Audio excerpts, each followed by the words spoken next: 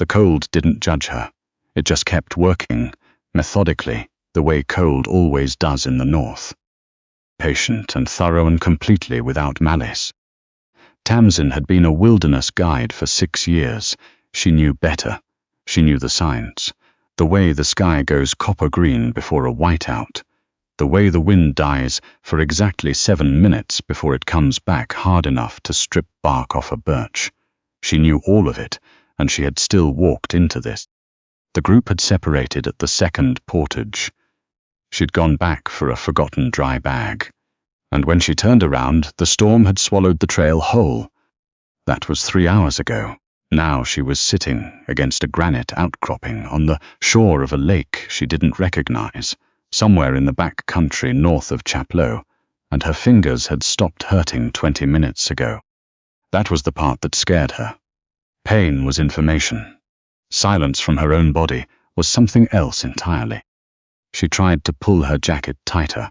Her hands didn't respond correctly. They moved, but distantly, like poorly trained animals obeying a command they'd almost forgotten. The temperature had been dropping since noon. This far north this late in October, -20 wasn't unusual after dark. It was not yet dark. She closed her eyes. The sound came from the lake. Not wind. She knew wind, had been listening to it all day. But something rhythmic, deliberate, a deep, even scraping that cut through the howl. She forced her eyes open. Her lashes had begun to frost at the tips. A figure moved through the whiteout. It came from the near shore, dragging something behind it. A sled, a long, low-set toboggan, loaded with dark shapes she couldn't identify, pulled by a man who moved through the blizzard like it was mild weather, like it was simply inconvenient. He was large in the particular way that the North makes men large.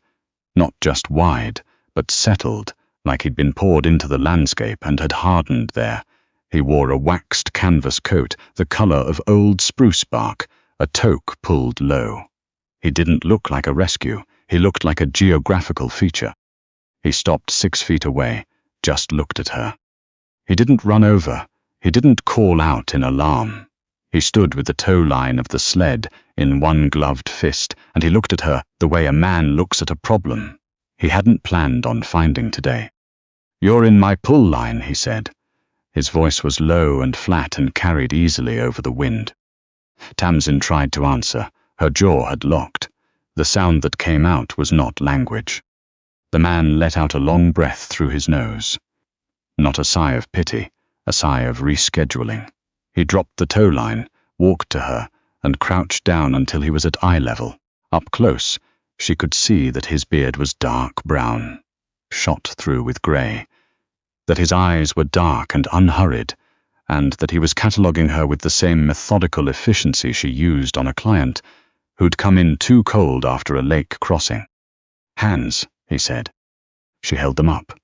The purple at the knuckles was significant. He didn't react. "Can you walk?" She shook her head. Even that small motion felt enormous. He made a sound in the back of his throat. Not compassion, not irritation, just acknowledgement, and stood back up. He walked to the toboggan and began rearranging the load with quick, efficient movements, unlashing a canvas cover and rolling it back to create a space in the middle of the gear. She watched him. Her brain was working slowly, like an engine in cold that hasn't fully turned over yet. When he came back for her, he grabbed her under the arms and lifted her without ceremony. She weighed nothing to him. She could feel that. Not just that he was strong, but that her weight registered to him as a calculation, not an effort. He hauled her to the toboggan and set her at the edge of the cleared space. "Get in," he said. She tried. Her legs wouldn't cooperate. The space was narrow, the gear packed around it, and her body refused to fold correctly. She slid sideways, her numb hands scrabbling at the canvas. "I can't." She managed that much. Her voice came out thin and strange, not like her own. "It's too. I can't fit." "It's not going to hold you. Just fall into it," he said, not unkindly, a statement. Before she understood what he meant, he stepped in behind her. Right onto the runners. and sat down on the loaded sled, and he pulled her back against his chest, wrapping his arms around her and lashing the canvas loosely across them both. She was sitting across his lap, sideways, her feet dangling off the runners. She was surrounded by him. The bulk of his chest and shoulders blocking the wind, the heat that came off him in waves that she could feel, even through her frozen coat. She understood then. The toboggan wasn't going to hold her on its own. He was going to hold her. She wanted to argue. She was a guide. She did not need to be held like freight. Her body pressed back into his warmth before she could decide to do it. He kicked off with one boot, and the sled moved. The ride was rough and long.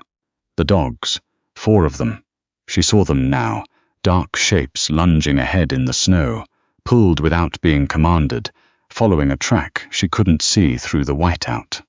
Every jolt traveled up through the sled and through the man's body and into hers.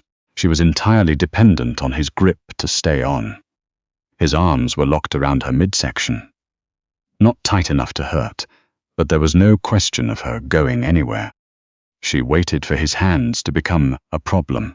She'd been in the field with enough people to know that proximity and dependency and cold created a particular kind of entitlement. In certain men, she kept waiting for the shift, for the grip to change quality. It didn't. His arms stayed exactly where they were. Functional, a calculation. He was generating heat. She needed heat. That was the whole transaction. That was somehow more unsettling than if he'd behaved badly. She knew how to handle bad behavior. She didn't know what to do with simple, impersonal efficiency. How far? She managed, after what felt like 30 minutes. 15 minutes, he said. His voice was right at her ear. His breath was warm and smelled like birch tea. Stop talking. You're losing heat through your mouth. She shut her mouth. He was right about the 15 minutes. The dogs slowed, the trees closed in, and through the swirling snow she saw a cabin, low, dark, built into a south-facing hillside, so the slope sheltered the back wall. Nothing like the wilderness resort cabins she brought clients to. This was pure function, squared logs, a stovepipe, a lean-to attached to one side where the dogs began immediately nosing toward their straw. He unlashed the canvas and stood up in one movement, pulling her up with him. Her feet hit the snow, and she went down. He caught her before she landed. He threw her over his shoulder. The inside of the cabin was dark and smelled like wood smoke and animal pelts, and something underneath that was just man. Long occupation. He dumped her onto a narrow cot near the wall, and the mattress gave a dry, crackling sound under her. Don't move, he said. She couldn't move. She lay still and listened to him, move through the dark, heard the rasp of a match, saw the warm bloom of a lantern catching. He was already at the stove before the light fully settled, and within 4 minutes, she counted, there was a fire. He came to the cot and looked at her feet. Boots off. I can't, she said, my hand. He didn't wait. He sat on the edge of the cot, pulled out a folding knife, and cut the laces of her left boot in 2 clean strokes. Then he grabbed the heel and pulled. The pain was spectacular. It went from 0 to white in an instant, a sound tearing out of her she didn't recognize as her own voice. I know, he said, not soothing, just acknowledging, the way you acknowledge a fact. He set the boot aside and peeled her wool sock back. Her foot was the color of old candle wax, the toes gone bluish at the tips. He reached for a battered tin bowl on the floor. Snow. He packed a handful of it and pressed it to the sole of her foot. She arched off the cot. You're supposed to use warm water. Warm water will burst the blood vessels, he said. He started rubbing. His hands were enormous and covered in old calluses, and he did not rub gently. You need to thaw slow. He looked up briefly, one dark glance that wasn't unkind but wasn't soft either. Breathe through it. She breathed through it. She gripped the edge of the cot and bit down on her lip and breathed. And she cried without meaning to, quietly, because the pain of circulation returning is worse than the pain of losing it, and there's nothing to be done about that. He ignored her tears entirely. He just kept working, methodical, relentless, rubbing life back into flesh that didn't want to cooperate. When the snow melted, he got more. When she tried to pull away, he simply held her ankle with his other hand and didn't acknowledge the attempt. "Gail," he said suddenly, without looking up. She blinked through the tears. "What?" "My name." He moved to her right boot, cut the laces, paused. "Brace yourself. Second one's always worse." He was right. She screamed into the mattress. He kept working. For the next 20 minutes, the cabin held nothing but the fire's voice and his rough breathing and hers. When he finished, her feet were elevated on a rolled blanket near the stove, and they pulsed with a hot, furious ache. That meant circulation. That meant she wasn't going to lose any toes. She lay flat on the cot and stared at the ceiling logs and tried to remember how to exist without the pain front and center. He brought her a mug, dark liquid, steaming. "What is it?" "Spruce needle tea and whiskey." He held it out. His hands were wet from the snow. "Taste like the bush. Helps the pain." Her hands shook too badly to hold it.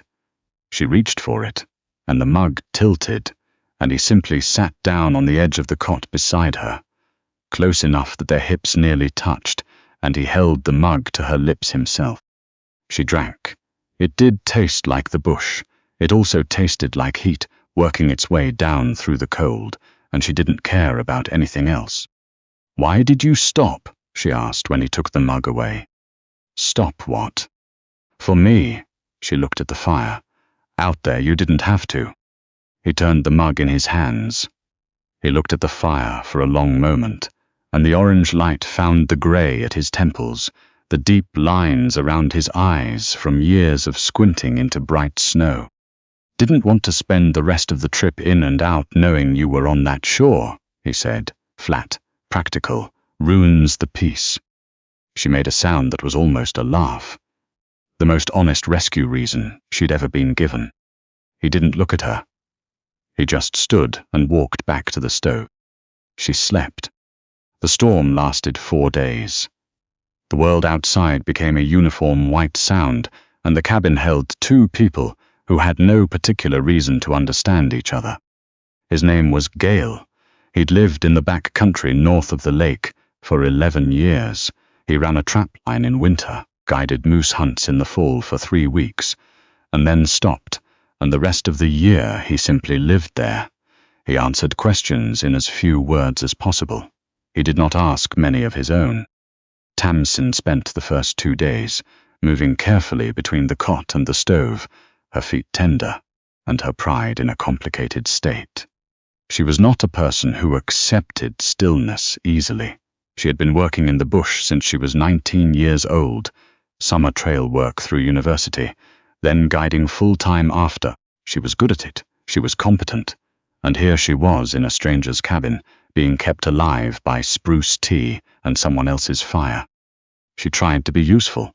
On the 3rd morning, while Gale was outside with the dogs, she tried to make porridge on the stove. She knocked the pot. Steel rang against the cast-iron edge, and oatmeal went across the floor in a sweeping mess. She froze. The door opened.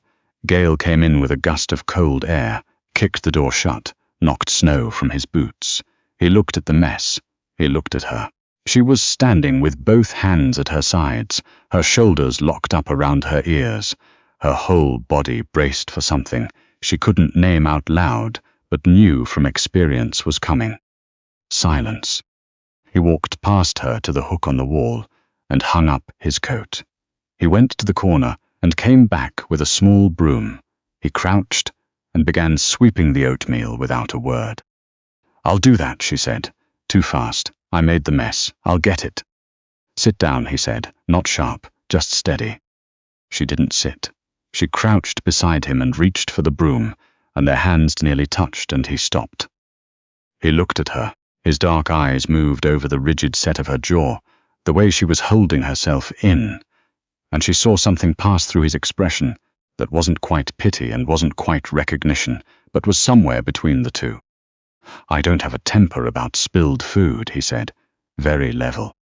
She let out a breath that came out shakier than she intended. "Most people do." He held her gaze for a moment longer. He didn't offer a speech about it.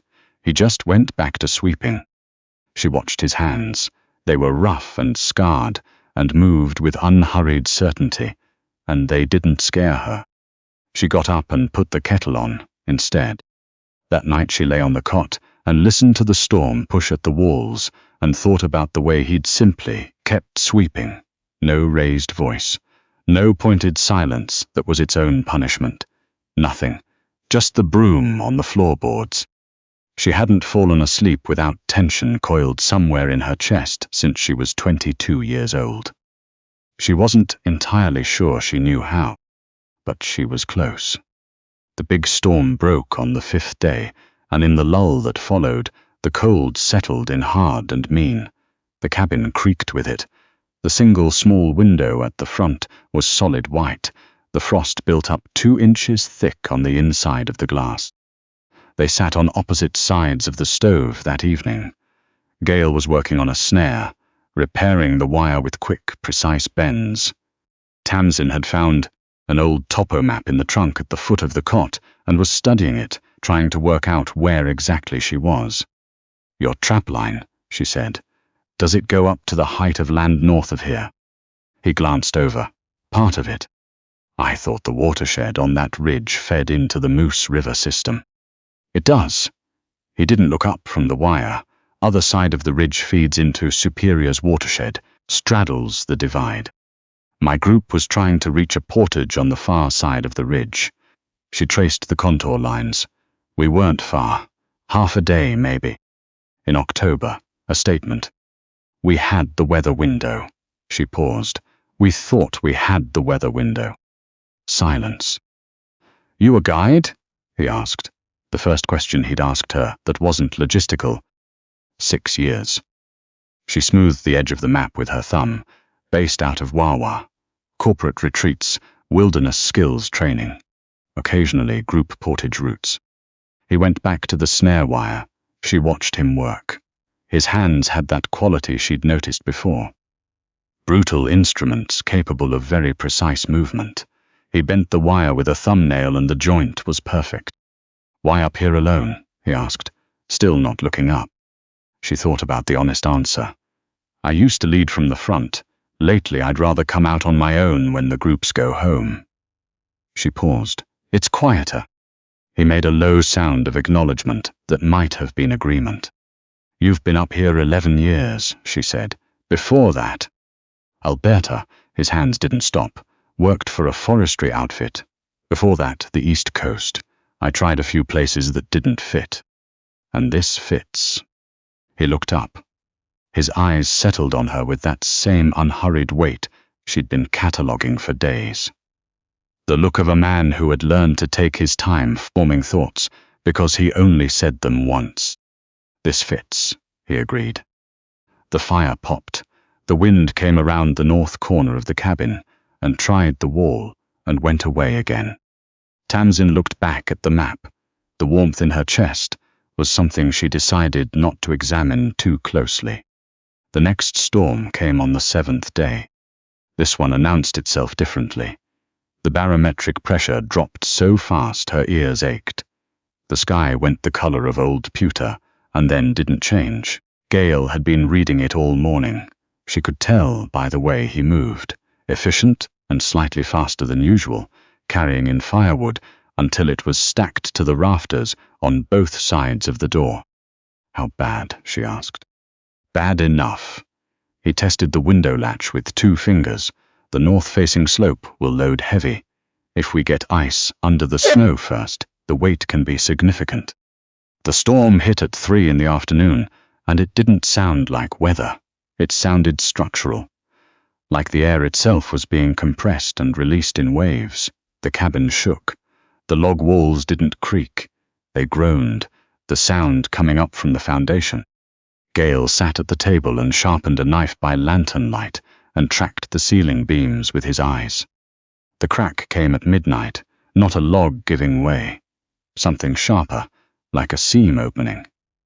The latch on the window shutter snapped. The wood swung inward, and the storm came in with it all at once, a wall of air and snow that killed the lantern instantly and sent sparks in a brief, bright scatter from the stovepipe. Tamsin was off the cot before she was awake. The sound, the crack of the wood, the sudden violent cold, caught something deep and physical in her body that had nothing to do with rational response. She was on the floor with her arms over her head before she understood what she'd done. She heard Gale move, not toward the window first. His boots hit the floor and came to her. A hand closed around her arm, not grabbing, grounding an anchor. "Window shutter," he said. His voice came down through the dark and the noise.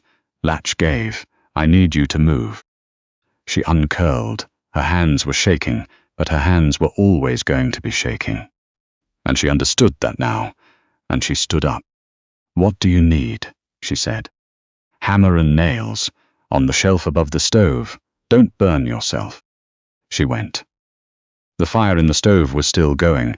She used the heat as a bearing, found the shelf above it, ran her hands along, until she hit the hammer handle, and a small tin she shook and heard nails rattling inside.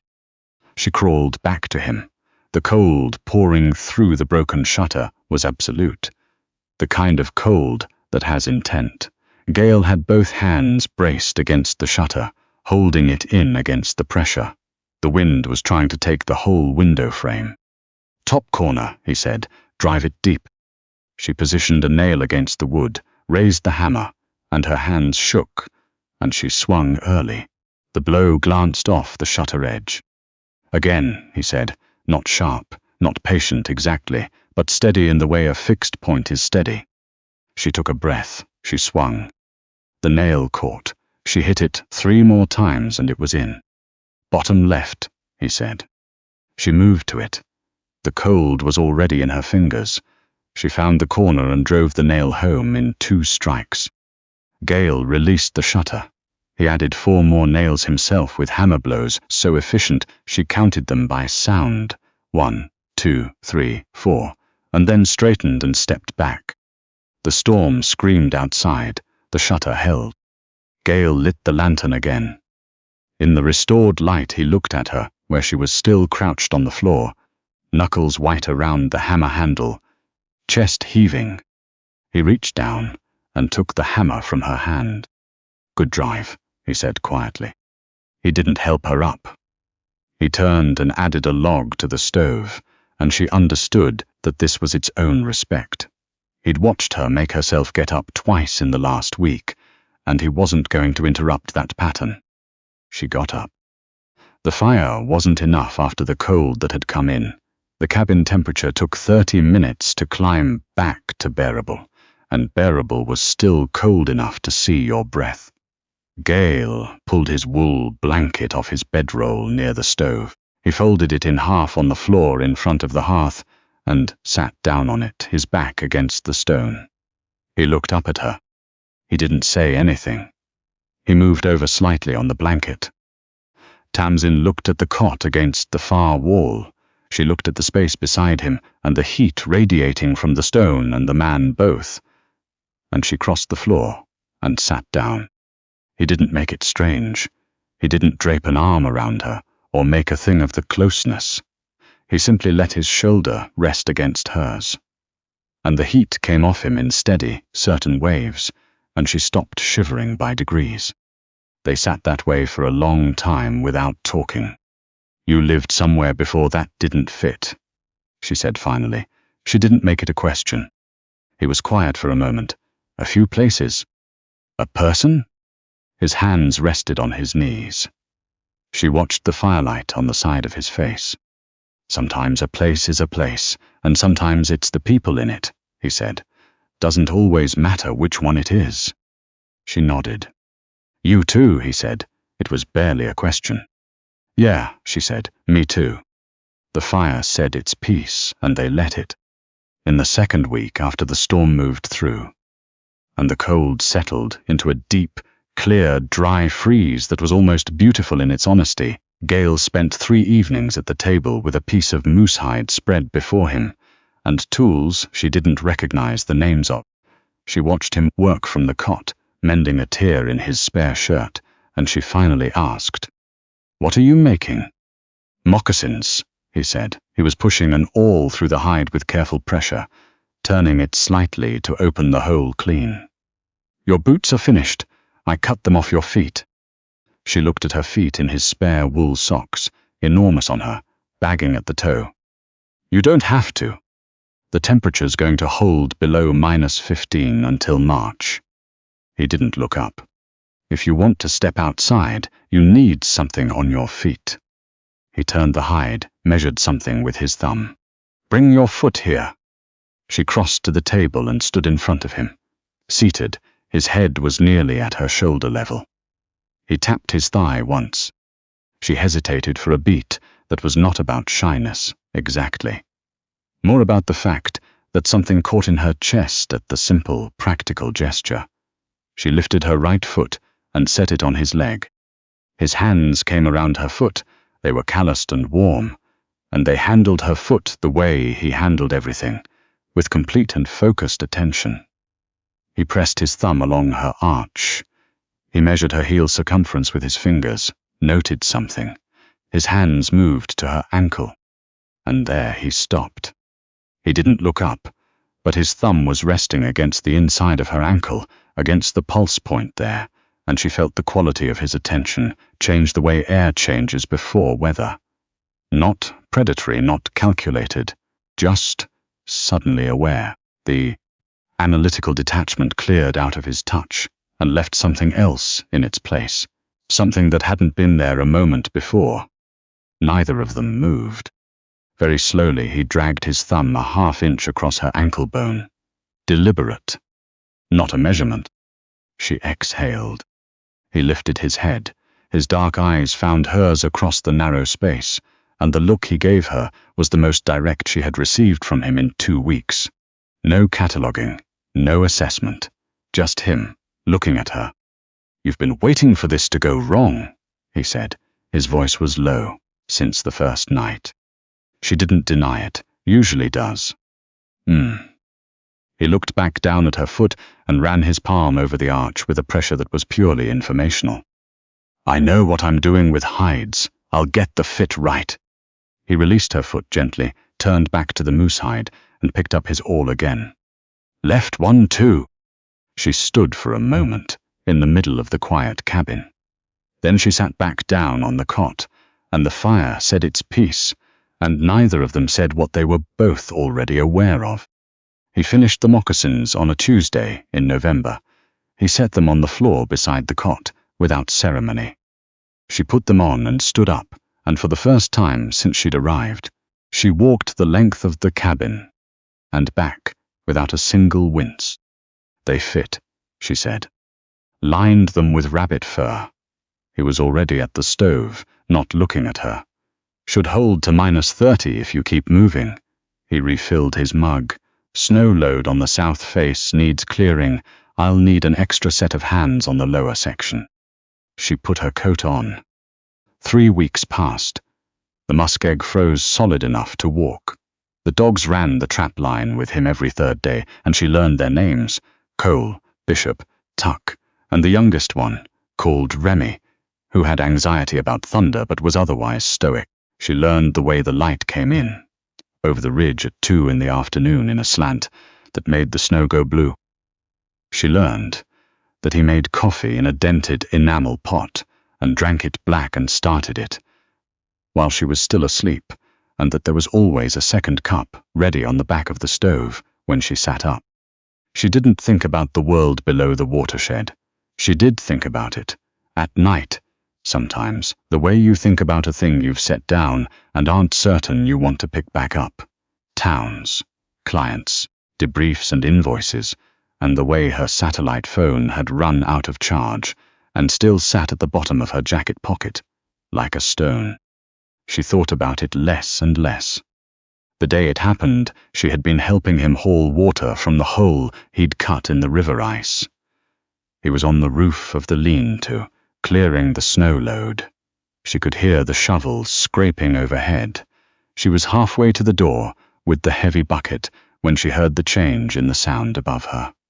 The scraping stopped. There was a beat of silence, and then something large and fast moving across the tin roof, and then nothing. She dropped the bucket. Gale. No answer. She was around the corner of the cabin in 3 strides. He was on the ground. He had gone off the low edge of the lean-to roof and landed in the deep snow of the drift, and he was already pushing himself up, but she was already there, her hand on his back, and she heard herself say his name again, with a quality in her voice she hadn't heard from herself in years. Raw, unguarded. He turned his head and looked at her. Snow in his beard, a cut above his eyebrow from the tin edge of the roof. "I'm all right," he said. She sat back in the snow. Her heart was going at a rate she hadn't expected. Her hand was still on his back. She left it there. "You went over the edge," she said. "Caught the snow pile. Nothing broken." He sat up slowly, rubbing snow from his collar. He looked at her hand on his back, then at her face. His expression shifted. "Tamsin." "What?" He looked at her for a long moment, the way he'd looked at her over the table 2 weeks ago. Direct, unhurried, wholly present. "Go inside," he said. "I'll check the roof from the ladder." She went inside. She stood at the stove and held onto the edge of it and breathed. December came in with a particular still cold that had a different quality from the storm cold. It was considered cold, the kind that makes the trees crack at 3 in the morning with sounds like rifle shots. They heard them in their sleep, and neither of them started. One night she lay on the cot and listened to his breathing from the bedroll near the stove and thought, "I haven't once thought about leaving." She examined that the way she examined maps, carefully, looking for what was off, where the contour lines didn't match. She found nothing off. She found only the simple fact of it, sitting there in the dark, patient and completely without drama. The temperature climbed in the 2nd week of February. Slow, 2 degrees, then 4, a week of sun that was actually warm on the south wall of the cabin. She heard the first drip from the eaves on a Wednesday morning, and she lay still on the cot and listened to it. It's the way you listen to something you knew was coming and still aren't sure you're ready for. The pass south would open. Before long, the logging road that connected this country to the highway would clear. She got dressed. Gale was at the stove. His back was to her. "You can hear it," he said, not a question. "Yes." "Road will be passable in a week, maybe 10 days. He filled his mug and set the pot back on the iron. "I can run you down with the sled to where the logging road starts. Company plows it from there." He was giving her the schedule, the information, and nothing else. He was not going to hold her in. She'd been watching him for 4 months, and she understood that about him now. He would not make himself a cage, no matter what it cost him. She looked at his back, the broad shoulders she'd pressed her face between in the first days when the pain was unbearable, the hands that had built her something to walk in, the voice that had said simply and without decoration, "I don't have a temper about spilled food." She'd been waiting for everything to have a price. She'd been keeping accounts the whole time, and there was nothing in the ledger. She crossed the cabin. She stopped beside him at the stove and looked at his profile. He was very still. "I told you when you found me I was a wilderness guide," she said. "You did. I'm good at reading terrain." She picked up the second mug from the back of the stove, the one that was always there, and wrapped her hands around it. "I'm good at figuring out where I want to be." Gale didn't move. A muscle in his jaw shifted once. "And?" he said. "And I spent 4 months learning this country from this cabin." She looked up at him. "I'd like to learn more of it." He turned then. He looked at her with that same direct, unhurried attention, and for a moment she could see everything he wasn't saying. The weeks of careful distance, the second cup of coffee, the moccasins with the rabbit fur lining. He put his mug down on the stovetop. He turned to face her fully. "That's not a small thing to decide," he said. The winters are hard up here. I know, she met his eyes. I was there for the winter. Something in his face changed. Not much. He was not a man of dramatic expressions. But the careful hold he kept on himself loosened slightly, like a rope held under tension that someone has finally allowed to go slack. He reached up and tucked a strand of hair back from her face. His thumb rested for a moment against her cheekbone.